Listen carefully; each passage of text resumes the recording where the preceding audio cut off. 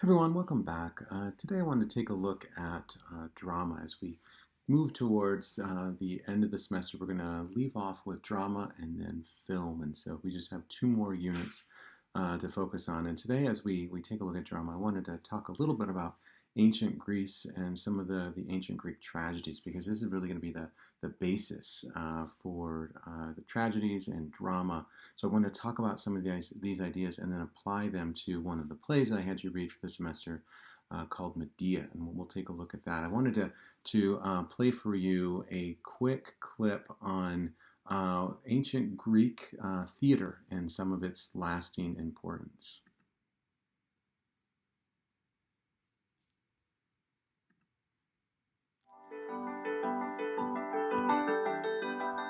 There are two main ways in which we know about ancient Greek theatre from classical Athens, where all the plays were originally produced.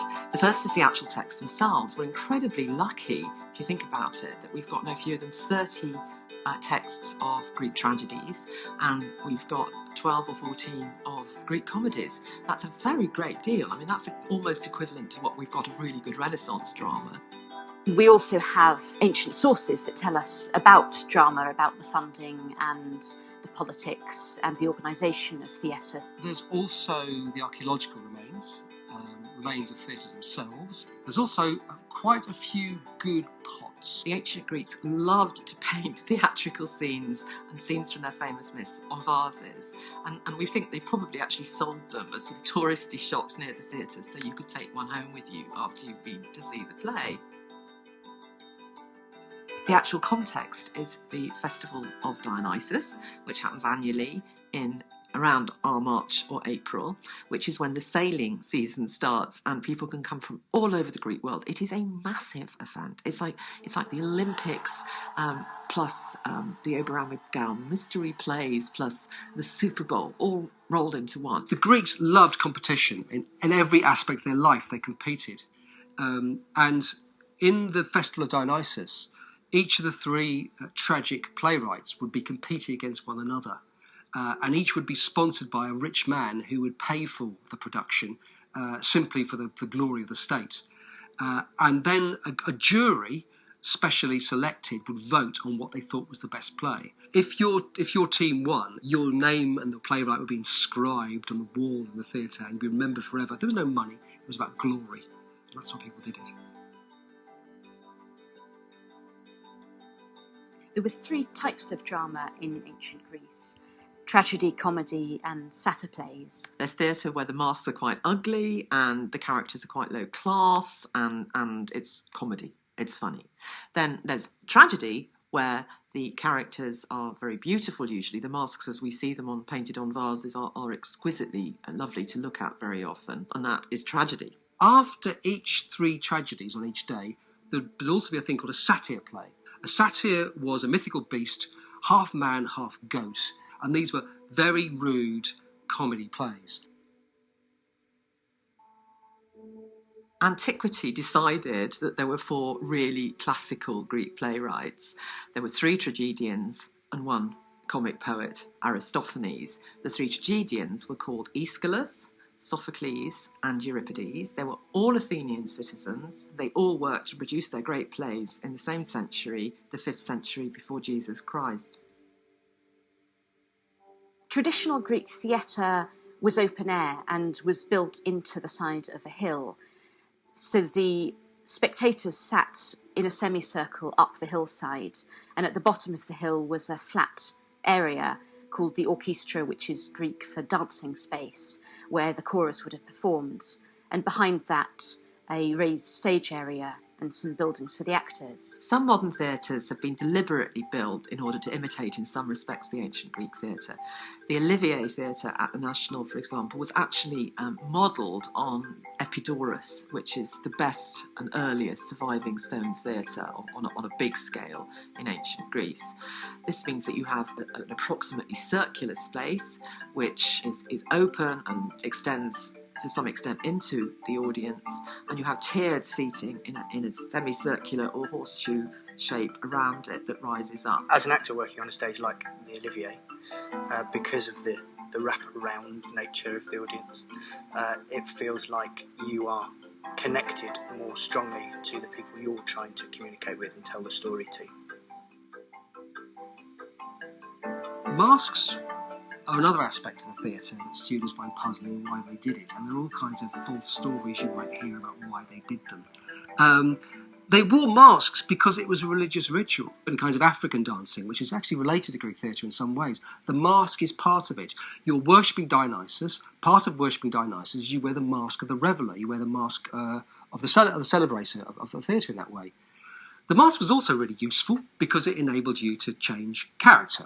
And only 3 performers performed all the speaking roles in Greek theatre, and so you come on with a different mask with different hair and so on. The chorus is one of the hardest aspects of Greek drama for modern audiences to relate to. It's important to realise that Greek drama grew out of a long-standing tradition of choral song and dance. The ancient Greek chorus serves 2 fundamental roles for the whole theatre experience. The first is just fun. It's wonderfully exciting. The ancient Greeks always talked with great excitement about the moment when the chorus would start up. You had 12 incredibly well-trained, singing, dancing young men dressed up in all sorts of exotic costumes and masks, doing really excellent performances. Pretty much like you see in a West End musical, to be perfectly honest. I mean, it might be sad, but that's the sort of skill and excitement that you'd have liked. So it's not a matter of a boring interlude between the real action at all. It's actually highlights. The other thing that the chorus did, though, was provide the perspective of the community on what was happening. So we don't just get Creon and Antigone fighting about whether there's a burial. We get the citizens of Thebes, the whole city actually, represented by those 12 citizens. So Greek tragedy is fundamentally political because it's got this constant interaction between all of us and the top guys.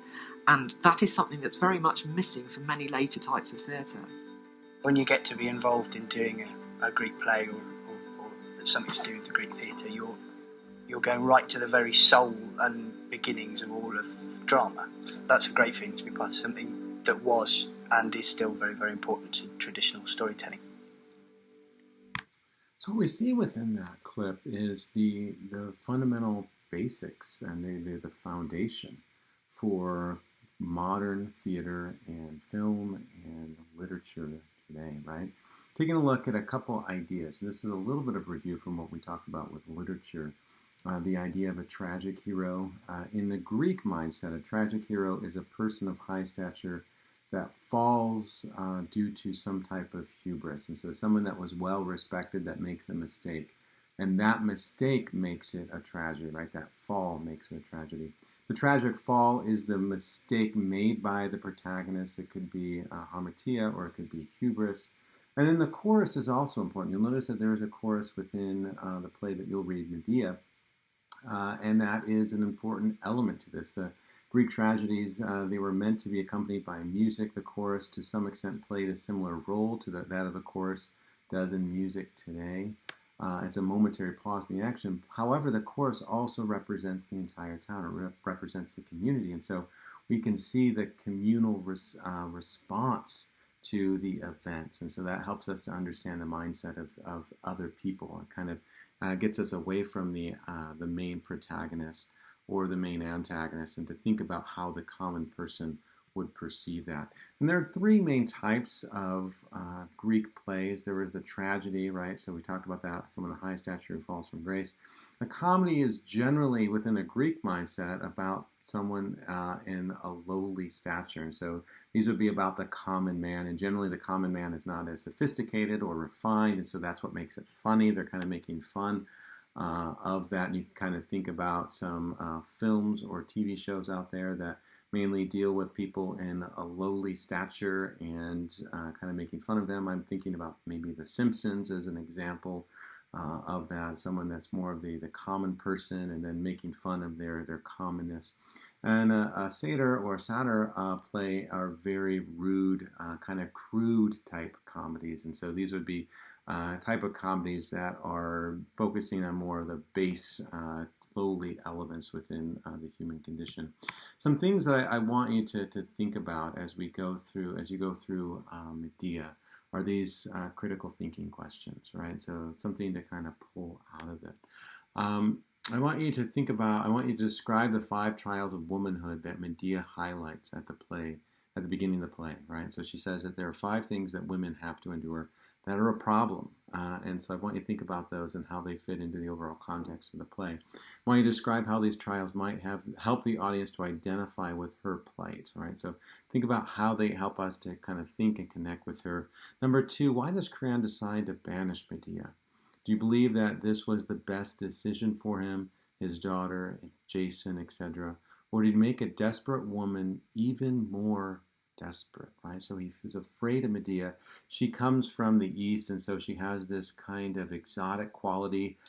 People think that she's a witch. Some argue that she is a witch, and she even says that she's a witch. And so they generally attribute kind of these mystical powers to people that come from the east. And so they're afraid of the power that she has and that she can act out. And so in order to protect his family, he decides to banish her, right? Was that the right decision, or did he just kind of force her hand, kind of push her into kind of a box or push her against the wall, and now she doesn't really know what to do or have any choice, right? If it was a good decision, explain why it was a good decision considering what tragic events follow.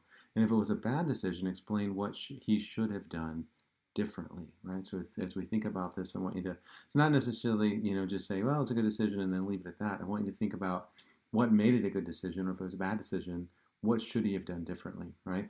Number 3, what 3 reasons does Medea provide to Jason to explain why he should be loyal to her, right? And they have a past that we don't necessarily see within the play, right? Medea helps Jason to be able to get the golden fleece, part of another myth that's out there. And in doing so, she leaves her family and her homeland, right? And in order to help Jason. As soon as Jason comes home, he realizes that this person doesn't really quite fit into quote unquote civilization, that she's too exotic, she's too, for lack of a better word, barbaric. And so she doesn't really fit within the refined society that he's part of as part of the upper class. And so he says, I'm going to leave her for a better position. And I want you to think about what Medea says, or what reasons she gives that he should be loyal to her. Explain why she believes that Jason is indebted to her, and explain whether you agree with her. Does Jason owe her something? And then number 4, I want you to explain how Jason justifies his behavior. What 3 reasons does he provide to Medea about why he did not have to be loyal to her? And then I want you to think about whether you agree with him or not, right? So again, getting you to think about Medea's perspective, then I'm getting you to think about Jason's perspective and where your allegiances kind of fall within that. And then number 5, Medea ultimately is responsible for her actions. However, I want you to explain how both Jason and Creon might have contributed to her desperate circumstances. So how might they be partially to blame for that? And then number 6, just to get you to kind of think about these ideas perhaps today. If you were a jury member and had to rule on Medea's actions, would you find this a case of justifiable homicide, right? So that she does what she does and it's okay. Temporary insanity, right? That she was just she just kind of lost it for the day because of her desperate circumstances. Was it first-degree murder? That means premeditated. She thought it all out. She planned it all out. Or second-degree murder, more of a crime, an instant crime of passion, right? So it wasn't necessarily thought out. It was just kind of an emotional response. Consider the actions of others and Medea's actions as you explain your rationale for your ruling. And so something to think about within Greek, the Greek mindset is the idea of justice. They didn't necessarily have the idea of justice that we do today. They had what's known as decay.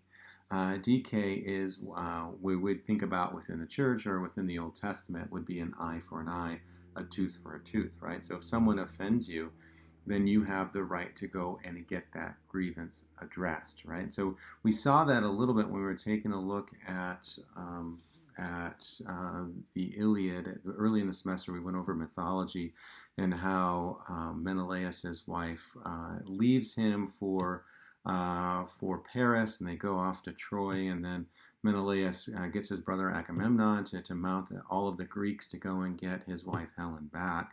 And that was this idea of DK, blood for blood, looking for some type of justice. And so in the Greek world, they don't necessarily have a court system where you're going to just appeal to a court or appeal to the law and say, well, someone did you wrong, and so therefore I'm going to be able to get my grievances addressed. You have to go and do it yourself, right? And what's interesting about this one, this particular story, is Medea is making that same claim. She says, I was wronged by Jason, therefore I have a right to get my grievances addressed, right? The question within the play is whether a woman has the same right to justice that a man does. And another thing to kind of think about, now she's going to act in some ways that it's going to be really hard to understand for her because they're going to be very extreme. But one thing to think about, right? A lot of us, as we would read through this, we'd say, well, if she wants revenge or justice on Jason, she should just go kill Jason, right? But one thing to think about within the Greek mindset is that everyone who dies ends up in the same place. And so if you lived a virtuous life or you lived a pretty crummy life, you're all going to end up in Hades. And so the idea here is that you're going to end up suffering. And so the real virtue for the Greeks, or the Greek mindset, is how you live your life and to make the most of it. And so what she doesn't want to do is she doesn't want to just expedite his journey to Hades. She wants to take away his joy. And so her actions, even though they're extreme and we're going to have a hard time understanding and agreeing with them, her mindset is, I'm not going to kill Jason. I'm going to take away everything from him like he has taken everything away from me. And I'm going to make him live in misery like I'm living in misery. And that's her sense of justice. And so thinking about that mindset, I want you to kind of think about her actions perhaps in a different way, right? And how would we rule on that? Knowing the rules of ancient Greece, how would we rule on her actions? Is it justifiable or not? Just some things to think about as you go through Medea.